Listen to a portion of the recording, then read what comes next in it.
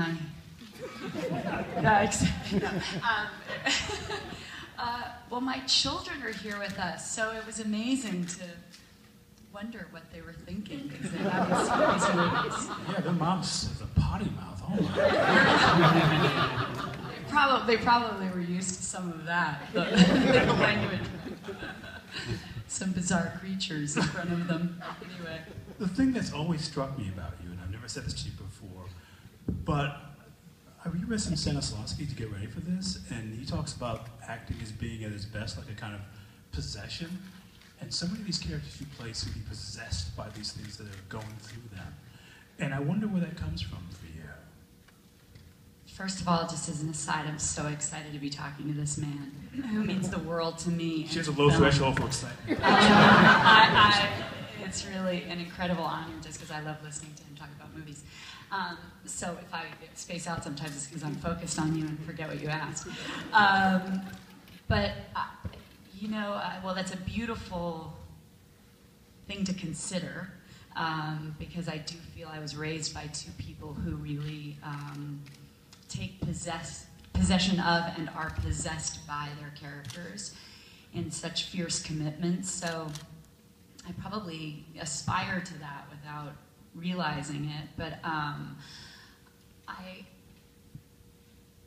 probably feel more like I try to inhabit their world, but if anything possesses me, and if there's a through line to each of them that continues to possess me, it's a common longing for voice, something I think we're all trying to find in this life, and I've been really interested in and seem to get lucky enough to play people who,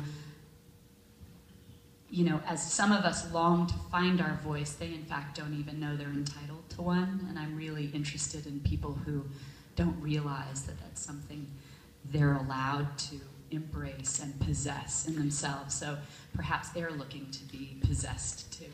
It's funny you talk about voice because so many of their characters that we've been seeing in some of these clips listen with their entire bodies. They want to hear everything that's being said, which feels as much to me like a stage thing as anything else. I mean, often in movies, people are kind of going, basically, you know, they're waiting to deliver their next line, but there's a full body sort of absorption of what these people are saying to you. And that's got to be more than just training. I mean, that's something in you, isn't it? Well, it's also habit, as my son would tell you, that his class of friends say that there's only one other mom they've met who uses her body and her hands so much when she talks. So I think I just can't help myself but to, I don't know, perhaps feel like I have to use everything to express myself. Well, I can't think of anybody who makes listening a physical experience in movies. I mean, it's almost like there's a magnet pulling you to the person who's speaking to you. And that's a really remarkable thing to see. Well, I love it particularly for Citizen Ruth, because that, when we first started, I guess maybe the first day of shooting was me huffing in an alleyway, and I had to walk down the alley. Remind me what huffing is in case yes, people haven't seen it. She was addicted to huffing or inhaling spray paint while pregnant with her 5th child in the movie. It's a comedy. My kind of comedy. So, not to give too much away, and will remind you, a likable gal, a good mom,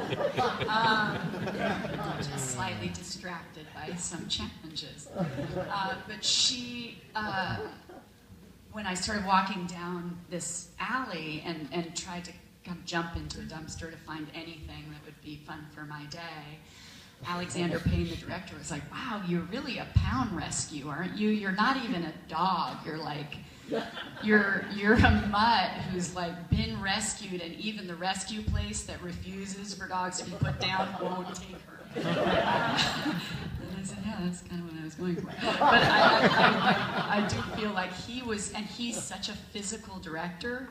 In a way, the only physical director I've worked with other than David Lynch, where when they're describing something they want from you, they're using their body.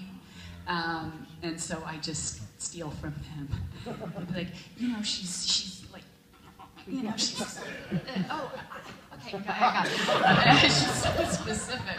David Lynch actually uses words, but sometimes he'll be physical. What's so Lynch to talk about the way he directs you for Inland Empire, for example, which is a movie that you can explain to us at some point what the movie's about? Well, I remember specifically on Wild at Heart, we rehearsed, it's the only movie we rehearsed for, Nick Cage and I, for 2 days to try to just get a sense of what he wanted from these characters, because it was very specific to him.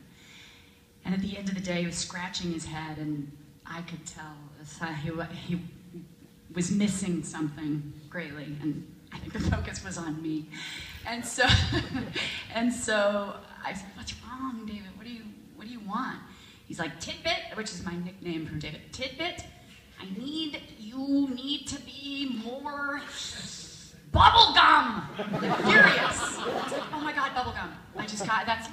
And if you see the movie, it's kind of bubblegum is sort of the perfect direction of Lula. Sometimes you look at bubblegum that sticks to the sole of your shoe, but that's bubblegum. Exactly. Well, he likes that too. But what was your first meeting with Lynch like? I mean, when you see the script for Blue Velvet and he sits down and talks to you, what does he say? He, if I'm right in saying, he may be the only director that I think has done this a number of times, but I came in, I was just turning 17. He asks you about your life. You know, I was very used to auditioning and maybe a call back and the process of, you know, trying to get a part in a movie.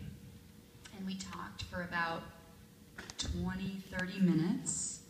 And then he said, yeah, you should be in this. Yeah, you're the person I should be working with. I was like, what? I couldn't believe it. It's the only time I've ever gotten a part, you know, in a room without reading for it or something in my youth as an actor. But he looks for qualities, not performance. It's not his, he doesn't have an understanding possibly of what he wants until he's there, but he knows what he needs for the storytelling, which is really interesting and elusive, just like David.